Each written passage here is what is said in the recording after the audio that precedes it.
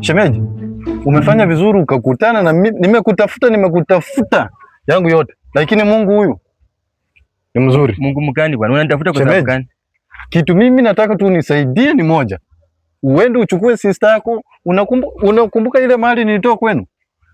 Sungura zangu 2 na maziwa, paketi 2 ya maziwa. Ile wageni walikunywa. Hiyo nataka nirudie. Nikunywe maziwa yangu, nibaki na sungura yangu. Uchukue msichana wenu uende. Sasa shida ya kurudisha msichana ni gani? Huyo msichana mimi simutaki. Alikuja kwangu nikiwa nimenona shemeji. Lakini ona vile niko sahi. Waje nikwambie jambo moja ndugu yangu. Jambo ambalo ndakufanyia utaamini kwa macho yako. Shemeji. Hawezi chukua msichana wetu kaenda ukamfinya.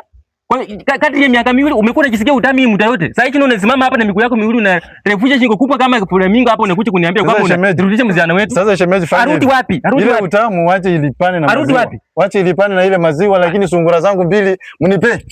Sawa, siko napingana.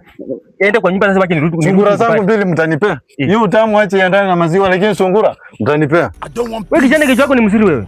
Shetani wa mkubwa. Wache niende nirudi ndio utajua.